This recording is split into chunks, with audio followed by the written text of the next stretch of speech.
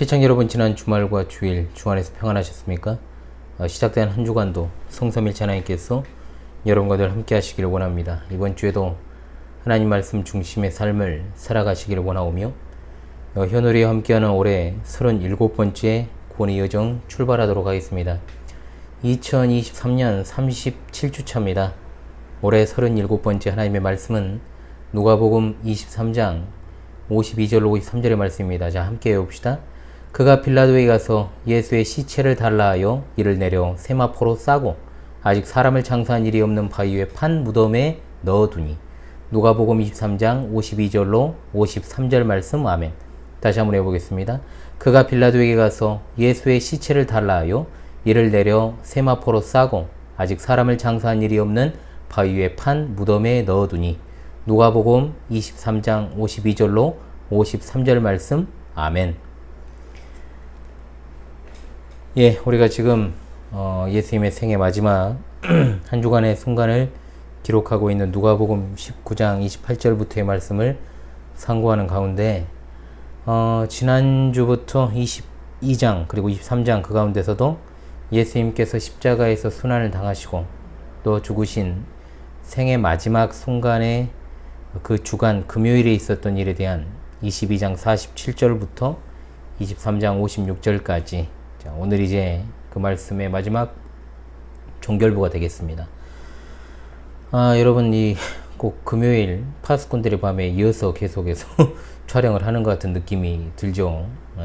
같은 장소에서 이렇게 촬영을 또 하게 되었습니다, 여러분. 그래서 이번 주일은 어떻게 이제 진행이 될지 제가 알 수가 없어서 이제 토요일에 또 촬영을 미리 좀 하고 있습니다.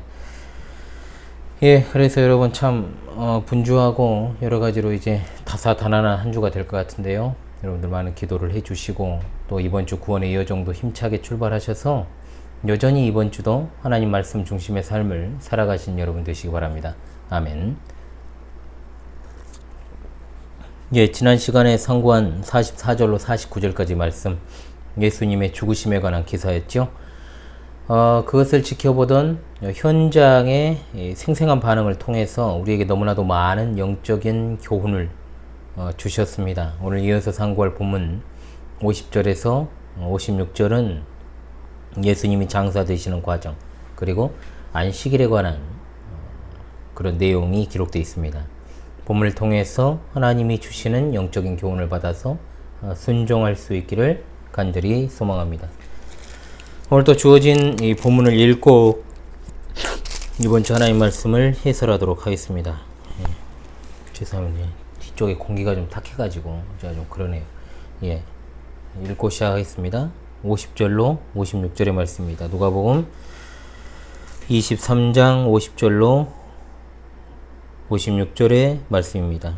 공회의원으로 선하고 의로운 요셉이라 하는 사람이 있으니 그들의 결의와 행사에 찬성하지 아니한 자라. 그는 유대인의 동네 아리마대 사람이요 하나님의 나라를 기다리는 자라. 그가 빌라도에게 가서 예수의 시체를 달라 하여 이를 내려 세마포로 싸고 아직 사람을 장사한 일이 없는 바위에 판 무덤에 넣어두니. 이날은 준비일이요 안식일이 거의 되었더라. 갈릴리에서 예수와 함께 온 여자들이 뒤를 따라 그 무덤과 그의 시체를 어떻게 두었는지를 보고 돌아가 향품과 향유를 준비하더라. 아멘. 예. 누가는 이제 마태와 마가에 비해서 비교적 요셉이라는 인물을 굉장히 자세하게 소개를 하고 있습니다. 마태는 요셉을 부자로 소개를 하고 또 구약 예언의 성취에 초점을 맞추고 있으며, 마가는 존귀한 공회원이요 하나님 나라를 기다린 자다 이렇게 소개를 해서 당시 산헤드린 회원 중에도 예수님의 제자가 있다라는 것을 분명하게 드러냅니다. 거기에 덧붙여서 누가는 아리마대 요셉이 공회의원이었고 자기 직분을 수행함에 있어 충실했다는 것을 보여줍니다. 이런 어떤 그의 충실함을 선하고 의롭다는 표현으로 강조를 하고 있죠. 선하다는 말은 원문상 이제 좋은 땅 또는 인품을 가리킬 때 이제 사용된 단어가 쓰였습니다. 좋은 자질을 갖추고 있다는 것으로 사용되어서 아리마대 사람 요셉의 인품이 탁월하다라는 것을 드러내고 있죠. 그리고 의롭다는 말의 원어는 지난 시간에 우리가 봤던 백부장이 앞서 예수님께 의인이라고 말한 것과 같은 단어입니다. 신실한 자를 가리키는 것으로 볼 수 있죠. 이런 강직하고 소위 우리식으로 말하면 대쪽 같고 참 성실한 인품을 가진 아리마대 사람 요셉은 예수님의 처형에 대한 절대 다수의 잘못된 결정에 동조하지 않았습니다. 심지어 자기 동료들의 결정대로 십자가에서 죽으신 예수님의 시신을 자신의 무덤에 이제 장사 지내기까지 했죠. 누가는 늘 그렇듯 사건에 대한 어떤 인물 그리고 그 상세한 묘사를 통해서 그의 인품과 예수님의 죽으심과 그리고 그것과 관련된 행동을 자세하게 묘사해서 예수님의 무죄하심을 다시금 강조하고 있습니다. 누가는 예수님의 처형과 관련된 판결에 있어서 그들의 결의와 행사에 찬성하지 않았다는 설명을 덧붙이는데, 어떤 학자는 의원이었던 아리마대 사람 요셉과 일찍이 예수님을 밤에 찾아왔던 니고데모를 아예 산헤드린 의회에 초청을 하지 않아서 만장일치로 예수님께 대한 사형 결의를 통과시켰다라고 주장하는 경우도 있습니다. 충분히 가능한 시나리오라고 볼 수 있겠죠. 산헤드린에서 존경받는 한 인물의 태도를 다시금 통해서 예수님의 무죄성이 드러난다는 겁니다. 요한복음에 따르면 그는 부자였습니다. 부자. 사회 지도층 인사로 존경을 받으면서 부자였던 그가 공개적으로 무엇 때문에 예수님을 장사하기 위해 빌라도를 찾아왔겠습니까? 자칫 그의 이런 행동이 엄청난 대가를 치를 수 있다는 것을 모르지 않았음에도 불구하고 그는 참으로 위험을 무릅쓰고 자신의 입장을 공개적으로 표현을 했습니다. 적절한 장례식을 치르기 위해서 그는 예수님의 시체를 요구할 정도로 예수님에 대한 그의 관심이 얼마나 각별했는지를 우리가 알게 되는 거죠. 그가 빌라도에게 가서 예수의 시체를 달라고 요구를 합니다. 이것을 허락할 수 있는 권한이 이제 빌라도에게 있기 때문이죠. 엄청난 용기가 필요한 행동입니다.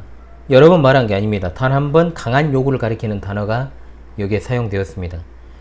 이것은 절대로 어떤 그 개인의 자비심이나 동정심이 갑자기 생겨가지고 취한 행동이 아니라 믿음에 근거한 행동이었다라는 것을 분명히 알 수 있습니다. 즉 예수님을 그 시신을 거두어서 장사하겠다라고 하는 것은 자기가 예수님의 제자라는 것을 만천하에 공개적으로 천명하는 것과 마찬가지의 일이었습니다. 여러분 생각해 보십시오. 4년 가까운 시간을 4년이죠. 동고동락했던 제자들 중에 한 놈은 예수님 팔아먹고 나머지 11사람은 겟세마네 동산에서 예수님 체포되실 때 다 도망가고 십자가에서 고난당하실 때 보고 있던 제자는 요한이 유일합니다. 그런데 아리마대 사람 요셉은 그야말로 제자들에 비하면 잃을 것이 많은 사람이잖아요. 명망 있는 지도층 인사였음에도 예수님의 시신을 요구하는 참으로 담대한 신앙을 보여주고 있습니다. 아리마대 요셉도 예수님의 숨겨진 제자였던 거죠. 자, 그러나 예수님의 죽음을 목도한 지금에 와서 그는 더 이상 숨어 지내는 은밀한 제자의 자리에 머물러 있을 수 없었고 소극적인 태도에서 벗어나서 자신이 할 수 있는 마지막 일에 기꺼이 몸을 던져 예수님의 장사를 다른 공회원이자 바리새인이었던 니고데모와 함께 책임진 인물로 성경에 기록될 뿐만 아니라 생명책에 기록된 인물로 영광을 누리게 된 것입니다. 아멘. 정말로 이런 사람이야말로 그리스도의 제자로서 진정한 귀감이 되지 않겠습니까? 사실 아리마대 사람 요셉이 빌라도를 찾아갈 때 빌라도 기분이 좋겠습니까? 여러분 전혀 좋지 않았습니다. 왜냐? 자기가 이 일에 대해서 손을 씻으면서 정말로 깨끗하고 무죄하다 이렇게 소위 자기 위안을 위한 정신 승리를 시전했지 않습니까? 그러나 무죄한 자를 넘겨주는 판결을 내린 최종권자는 결국 자기였고 또 유대 종교 지도자들이 계속해서 백성들을 부추겨서 자신을 협박한 사실에 대해 굉장히 불쾌하고 분노했을 것입니다. 자, 그런데 그 산헤드린 공회원 중 한 사람인 요셉이 와가지고 당당하게 예수님의 시체를 요구하니까 황당하면서도 사실 어이가 좀 없었을 것입니다. 그럼에도 이러한 요셉의 용기 있는 강한 요청에 빌라도는 예수님의 시신을 내어줍니다. 그리고 요셉은 유대인의 장례법대로 장례를 치르죠. 예수님의 장례는 아리마대 사람 요셉과 니고데모 두 사람에 의해서 주도되었습니다. 그들은 먼저 예수님의 머리에 수건을 싸고 또한 몸에 세마포를 싸면서 니고데모가 준비한 모략과 침향을 부어 시신의 부패를 방지하기 위한 조치를 취합니다. 여기 나오는 싸고라는 말이 예수님의 몸을 세마포로 말아서 감쌌다라는 뜻입니다. 즉 세마포를 이용한 것 자체가 예수님의 장례식이 부자의 장례식이었다라는 것을 보여주는 거죠. 세마포는 비싸고 고운 천입니다. 특히 부자의 시체를 싸는 데 사용되었던 천이었습니다. 그리고 또한 세마포는 당시에 영생을 상징하는 것으로 여겨졌기 때문에 여러가지 영적인 의미 또한 동시에 내포하고 있다고 볼 수 있죠. 그는 예수님을 아직 장사한 일이 없는 무덤에, 바위에 판 무덤에 넣어두었다. 장사한 일이 없는 무덤이라는 말은 예수님의 십자가 사건의 유일성을 강조하는 표현이고, 예루살렘에 입성하실 때 예수님께서 타셨던 나귀도 아무도 탄 적이 없는 나귀였다라는 것을 우리가 생각하면 이것을 의미상 연결되는 것으로 볼 수 있습니다. 사실 아리마대 사람 요셉은 부자였기 때문에 그가 준비한 무덤이 작지 않았고 또 여러 시신이 함께 안치될 수 있는 그런 무덤이었습니다.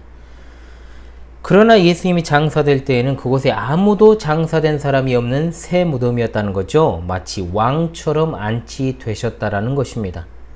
또한 이것은 이후에 있을 예수 그리스도의 부활의 사실성을 명확하게 보여주는 것이기도 합니다.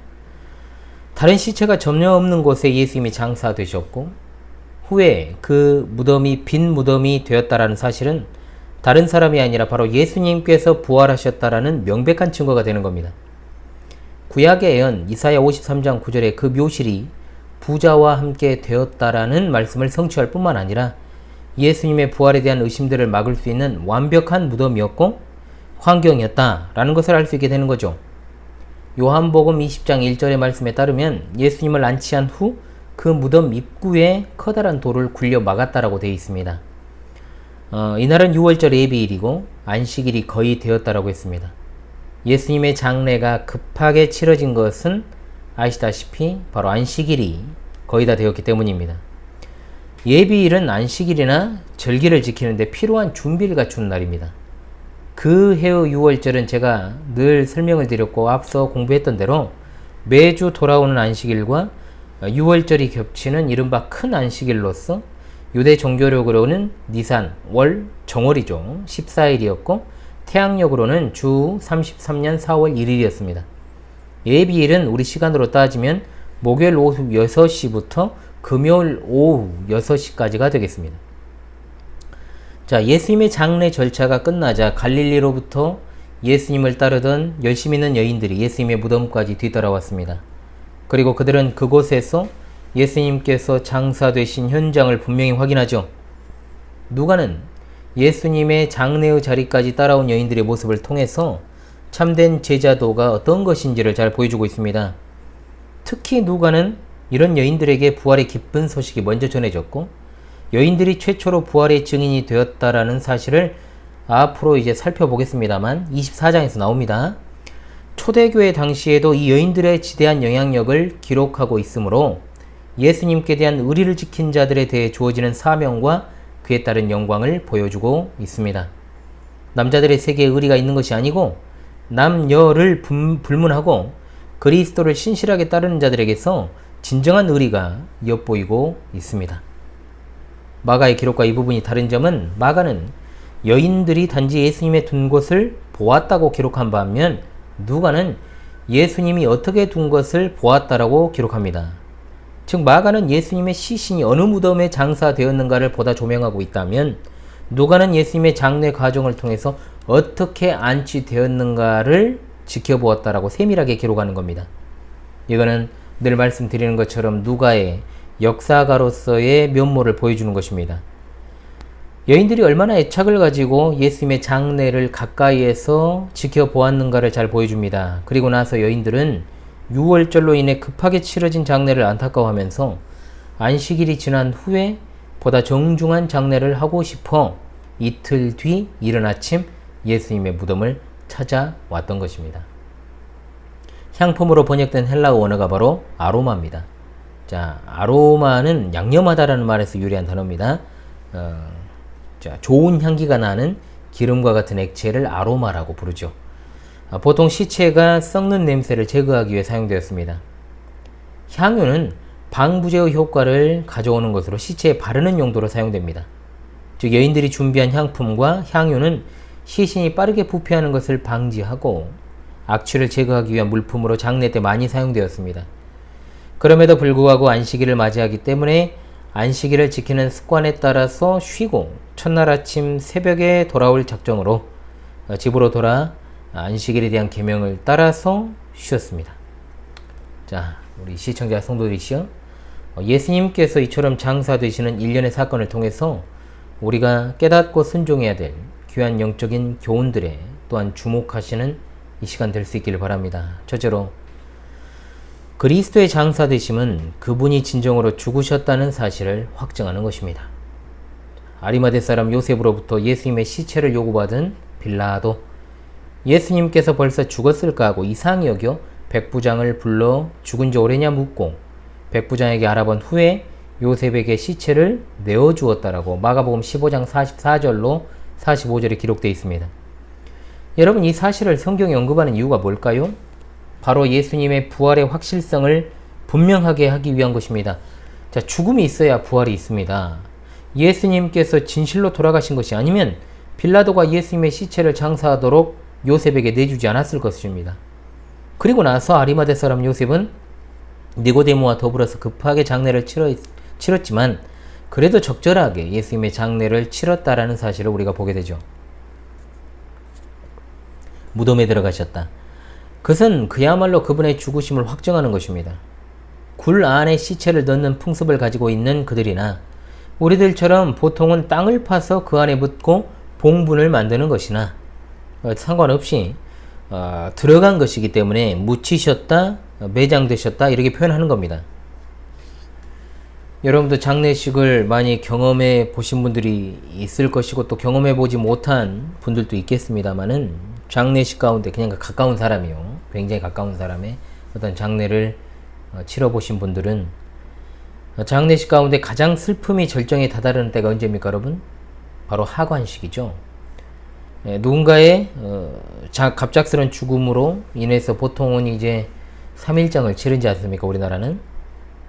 이게 이틀이라는 시간은 죽음을 실감하기에는 좀 짧은 시간입니다. 그래서 유족들이 시신이 이제 땅에 묻히거나 또는 이제 한 줌의 재로 변할 때 화장을 했을 때 그 정말로 확실히 죽었다라는 사실을 인식하게 되는 시점이 바로 하관식이니까 그렇습니다. 마찬가지로 예수님이 장사되셨다는 것은 예수님께서 진정으로 돌아가셨다라는 사실을 확정하는 것입니다.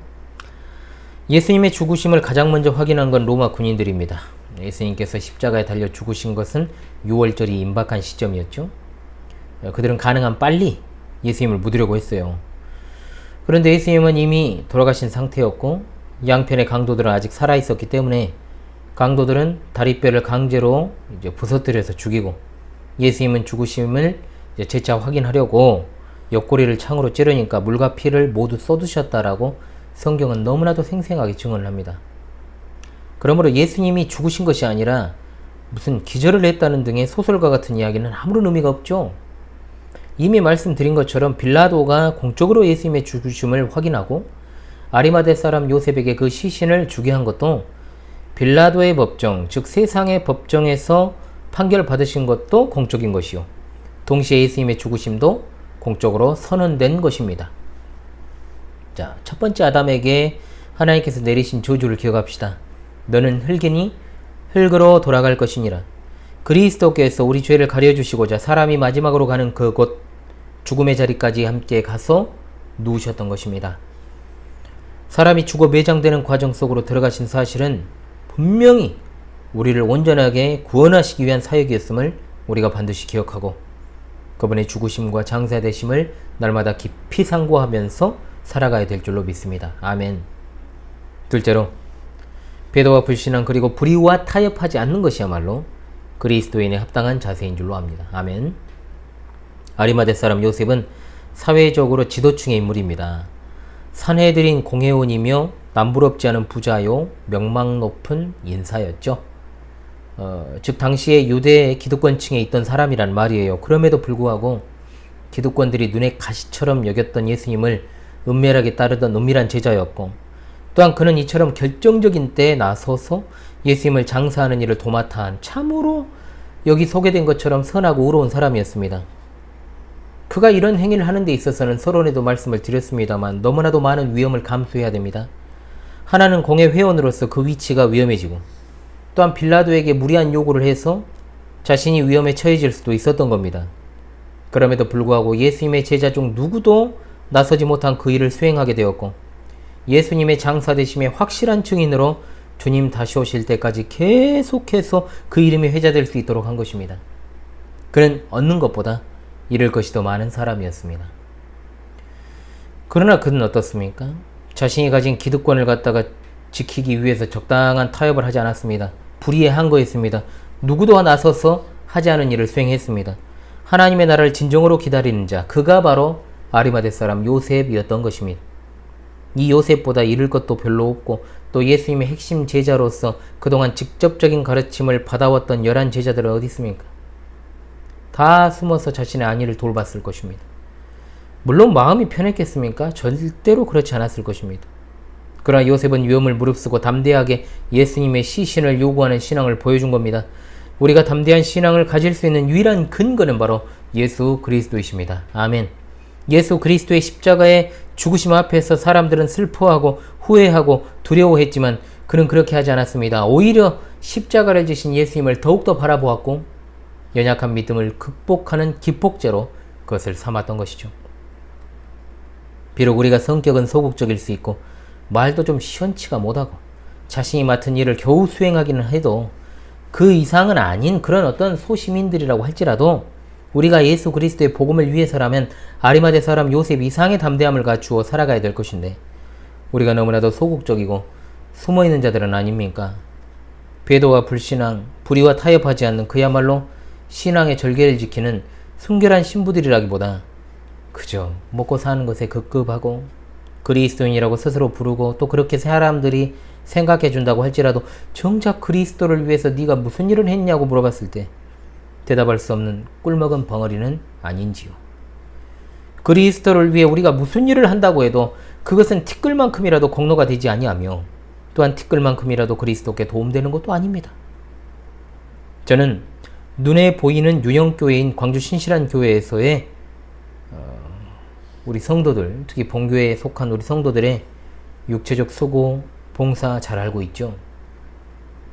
그럼 한번 여러분 생각해 보십시다.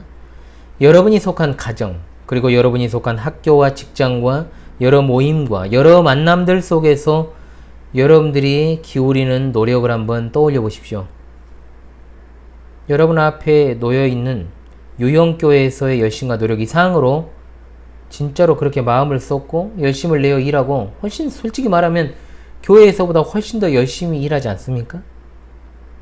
일주일에 한 번 교회에 와서 여러분이 아무리 교회를 위해서 어떤 일을 한다고 해도 여러분은 훨씬 많은 나머지 6일 반의 시간 동안 여러분의 삶의 모든 것을 쏟아붓고 있다 이 말입니다. 그렇다면 진정으로 우리가 타협하지 않는 담대한 신앙을 갖는다는 것이 과연 무엇일까요? 교회 봉사하는 것으로 우리 신앙의 경중을 따진다면요, 여러 교회에서 여러분보다 훨씬 많이 일하는 사람들이 진짜로 봄날 들판에 깔려있는 쑥보다도 더 많이 지천에 깔려 있습니다. 진정으로 그리스도께서 그의 몸된 교회에 속한 지체들에게 바라는 것이 무엇이겠습니까? 주께서 세운 이 부족한 종인 이 목사가 여러분에게 바라는 것이 무엇이겠습니까? 눈에 보여지는 교회 봉사겠습니까? 목사에게 잘하고, 주의 종이니까 잘 대접하고, 제가 그런 말을 하지 마라 그랬잖아요. 목사에게 잘하고 잘 챙기는 것이요? 아닙니다. 그것은 우리가 진정한 그리스도인이 아니어도 얼마든지 할 수 있는 일입니다. 밖에서도 하고 있고 그리스도를 모르는 자들도 하려고 노력하는 일입니다. 눈에 보이는 봉사가 자신이 그리스도의 제자임을 증거하는 근거가 될 수 없다는 말입니다. 여러분 아시겠습니까? 영적으로 제대로 무장되어 있지 않으면 아무리 육체적으로 땀을 많이 흘렸다고 할지라도 무익한 땀일 뿐입니다. 전 여러분이 배도와 불신앙으로부터 불법, 불의, 그리고 소소한 편법에 이르기까지 타협이 없는 이 영상을 시청하신 여러분 모두가 멋진 그리스도인들이 다 되길 바랍니다. 한마디로 일을 많이 해서 멋진 게 아니고 아리마대 사람 요셉처럼 아무도 말하지 않고 하지 않을 때 담대하게 그리스도를 위해서 그의 몸된 교회를 위해서 복음을 소호하고 복음을 증거하며 목숨을 걸어 증인이 되는 삶을 사는 것이 진정으로 멋진 삶이라 이 말입니다. 일을 많이 하는 게 중요한 게 아니라 그리스도를 위해 나는 무엇을 하는가? 복음을 위해서 나는 무엇을 하고 있는가? 이게 바로 중요하다는 거죠. 그것은 선하고 의로운 평소의 삶이 결정적인 순간에 결정적인 일을 하게 만드는 것입니다. 아리마대 사람 요셉처럼 우리도 평소에는 진짜로 눈에 띄지 않는 은밀한 그리스도의 제자로서 살아가고 있습니다. 그러나 그것이 끝까지 은밀한 것으로만 그치고 끝까지 소극적인 자세로만 일관하고 끝나버린다면 그리스도의 제자란 이름도 무색할 뿐만 아니라 하나님께서 나로 하여금 이 세상에서 숨겨질 수 없는 빛과 독특한 맛을 내는 소금으로 공인으로 살아간다는 말조차도 참으로 허망한 것이 되고 말 것입니다. 타협하지 않는 신앙은 그저 고집 부리는 신앙이 아니고 그것이 옳다는 것을 역설하고 전파하고 증거하는 신앙이 타협하지 않는 신앙입니다. 여러분, 고인물이 되지 마십시오. 물이 흐르지 않으면 반드시 썩게 되어 있지 않습니까? 여러분의 신앙이 다른 사람에게 흘러들어가지 않으면 그저 자기의 신앙 고백으로 그치는 자기 신념의 종교로 머물러 있게 되는 겁니다. 여러분, 없는 기질과 성격을 만들어내라는 말이 아님을 기억하십시오. 복음 앞에서는 장사가 되라는 말입니다. 장사가. 타협 없는 신앙이란 그런 담대한 신앙이라는 것을 잊지 마시고 이 험악한 시대를 주도하며 나아가신 여러분 되시기 바랍니다. 아멘. 마지막으로 우리는 끝까지 주님을 따른 여인들의 충성, 곧 의리와 사랑을 따라 이 마지막 시대를 살아가야 될 줄로 믿습니다. 아멘. 본문에는 아리마대 사람 요셉만 나온 게 아니죠. 계속해서 갈릴리에서부터 따라온 여인들, 이 모습이 등장하지 않습니까? 그리고 결국 예수님이 십자가에서 죽으시니까 예수님의 장례를 위해서 향품과 향유를 준비했던 그 여인들의 자세를 생각해야 됩니다. 여자가 남자보다 낫네, 이게 아니에요. 그런 식으로 따지면 끝도 없는 남녀 논쟁이 또 되겠죠. 남자든 여자든 상관없이 한번 죽게 마음을 쏟기로 했으면 죽기까지 변치 않는 마음으로 주님만 따라야 된다, 이 말입니다. 그것이 진짜 의리요 충성이고 신실함 아니겠습니까? 여러분, 주님의 몸된 교회는 정말로 주님께서 진짜로 말 그대로 몸된 교회입니다. 주님 몸된 교회. 한마디로 이 목사도 주님이 세운 종놈일 뿐이죠. 노예죠. 목사를 위해 교회가 존재하는 것이 아니고 목사가 교회를 위해 존재하고 양들을 먹이시기 위해서 우리 주님께서 울타리로 두르시고 또 그 쳐놓은 그 울타리 안에 세운 종으로 하여금 위탁하신 양들을 먹이시고 치고 또 돌보는 곳이 바로 목양지로서의 교회인 겁니다. 위탁받은 종에 불과한 이 종과 어떤 여러분의 개인적인 관계 또는 혈연적인 관계가 그 신앙의 근거가 절대로 되어서는 안 된다는 것을 우리가 잊어서는 안 되는 겁니다. 물론 저는 압니다. 제가 여러분의 어떤 특별한 어떤 관계에 맺어진, 그렇듯 혈연적 관계가 됐든 특별한 관계가 되었든 그런 관계가 아니라면 우리 광주 신실한 교회 성도들을 중심으로 제가 이야기를 한다면요, 절대로 여러분이 지금과도 같은 수준은 되지 않았을 거라는 것을 제가 너무나 잘 알죠. 그래서 저는 물론 이것은 우리 본교회 성도님들에게 전하는 말씀이기도 합니다만은 항상 이것을 극복해야 된다라고 제가 자주 말씀을 드렸어요. 그러면서 정말 지난 몇 년간에 그리고 최근까지도 이 현월TV를 통해서 알게 된 우리 시청자 성도님들을 정말로 나름대로 여러분들이 본받으면서 진짜로 그 신앙이 얼마나 놀랍냐. 저 멀리 정말로 300km 바깥에 떨어져 있는 분도 함께 신앙생활을 하기 위해 이 울타리 안으로 들여오려는 그 하나님의 놀라운 인도하심, 이런 것들을 생각할 때 정말 대단하지 않느냐. 여러분은 과연 그렇게 할 수 있었겠느냐고 제가 이렇게 말하면 별 반응이 없어요. 솔직히 말하면 나도 그렇게 할 수 있다고 말하는 성도도 솔직히 있었고요. 또 그리고 그걸 갖다가 뭐 대수롭지 않게 생각하거나 그게 뭐 이런 식으로 약간 반응하는 모습은 아닐 텐데 별 반응이 정말 묵묵부답이에요. 솔직히 말하면. 응? 여러분의 신앙의 수준이 진정으로 주님을 향한 신앙의 절개와 정절이 아니라 윤 목사가 이끄는 광주 신실한 교회라고 하는 그 프레임에 갇혀있는 한 이 교회에 미래가 없다는 겁니다. 그래서 제가 작년에 결단해라. 교회 10주년을 앞두고 있는 시점에 이제 교회의 새로운 제2막을 열어가려고 하고 있다. 크나큰 결의와 결단을 하고 우리가 이렇게 나가야 된다. 그렇기 때문에 이번 수련회를 기점으로 해서 제가 그것을 말하려고 했는데 수련회 전에 교회 이탈자가 생겨버린 거예요. 하나님의 그것도 섭리하심이라고 저는 보고 있습니다만 어찌되었든 그것은 너무나도 뼈아픈 일이고 아픈 일이죠. 그래서 우리 성도님들은 수련회에 참석해서 이제 외부에서 오실 성도님을 제외한 나머지 분들은 다 의향서를 쓰시고 앞으로도 계속해서 주를 향한 정절을 잃지 않고 계속 나아가겠노라. 이 광주 신실한 교회를 떠나지 않겠노라. 그렇게 다짐하며 의향서를 썼습니다. 근데 그 종이 조각 한 조각이 무슨 의미가 있겠습니까? 어겨버리면 끝나는 것 아닙니까? 이것을 뭐 세상에서 뭐 공증을 받을 수 있습니까? 단지 그것은 영적으로 우리 하나님 앞에서 선언한 것이기 때문에 그것은 하나님 앞에서 공증된 것이기 때문에 더 중요하다라고 보는 것입니다. 이런 어떤 일련의 과정과 상황들이 있었다는 거죠. 자, 여러분 주님이 중심이 돼야 됩니다. 성령께서 이끌어가는 교회가 돼야 됩니다. 교회 가족이 어떤 특별한 혈연적 관계여서 좋은 게 아니라 영적으로 진정으로 연합되어서 좋다는 것을 안다면 성찬을 통해서 하나됨의 고백을 하면서도 육적인 필요를 만족시키고 채워주는 것은 좋아하나 영적으로 서로가 하나가 되지 못하면 우리의 이 모임 자체가 참으로 의미가 없고 그리스도께서 지신 십자가가 우리에게 아무런 효험이 없는 것입니다. 그 죽으심으로 말미암아 이루어진 관계라면 모든 것이 다 그리스도 앞에서 재편되어야 되고 다른 어떤 사심도 인간적인 정리도 혈육 간의 정도 없어야 됩니다. 잠시 위탁받은 종놈인 제가 하나님께 부르심 받아도 광주 신실한 교회가 흔들림이 없어야 되지 않겠습니까?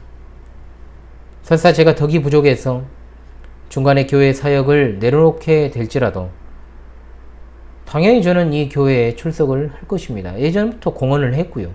왜? 나란 사람이 세운 교회가 아니고 주님의 교회니까. 그리고 사회적으로 일도 하고 전도에도 힘쓰고 주님의 교회를 위해서 여전히 일할 것이고 새롭게 하나님께서 어떤 종을 세우신다면은 그 종을 중심으로 해서 또 신앙생활을 해 나갈 것입니다. 저는 그럴 수 있어요. 그런데 여러분이 만약 그것이 가능하지 않다면 아직 멀었다는 거예요. 솔직히 말하면. 우리 시청자 성도님도 이 영상을 보고 계십니다만은 분명한 것은 우리 본교회 성도들에게 먼저 이것이 와 닿아야 된다는 거죠. 깨져야 됩니다. 이것이 깨져야 돼요. 육적인 식구가 영적인 식구인 것은 한없는 축복이나 오히려 그것이 신앙 성장에 장애가 된다면 여러분 그것은 전혀 하나님 나라에 도움되지 않습니다. 저는 이 틀을 여러분이 깨고 진정으로 예수님을 처음부터 끝까지 주구장창 따르던 이 여인들과 같이 주님께 한없이 정말 신실함으로 나아갈 수 있기를 바랍니다. 그래서 제가 교회 설립 10년을 앞두고 새롭게 시작하려고 하는 와중에 여러분들에게 계속해서 지금까지 이야기를 했고 우리 현을TV 시청의 성도님들에게도 간접적이지만 그 이야기를 했던 것입니다. 또 하나님의 뜻이 있으셔서 현재 위치를 벗어나서 다른 동네에 예배 초소를 마련하려고 하는 거죠.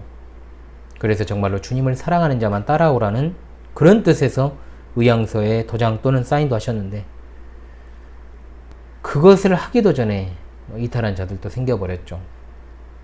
그 의향서에 사인하지 않으면 분명히 우리 교회와 상관이 없는 자다라고 말했는데도 과연 그것을 안타까워하는지 그것도 너무나도 뼈아프고 아픕니다. 여러분은 속으로 그 종이 한 장이 무슨 의미가 있을까? 무슨 가치가 있을까? 생각할지도 모르겠습니다. 그러나 그것은 나의 신앙의 서약서입니다.